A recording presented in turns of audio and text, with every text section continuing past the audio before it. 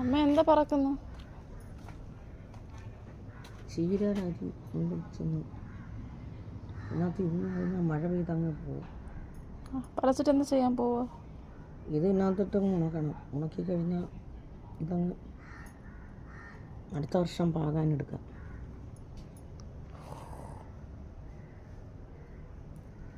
അത് റീൽസ് ആയിരിക്കും. ഗൈസ്, ഇതൊരു പുതിയൊരു മുളക്, പാൽ മുളക് ഇതിൻ്റെ പേര്. അറിയാം ആർക്കെങ്കിലും?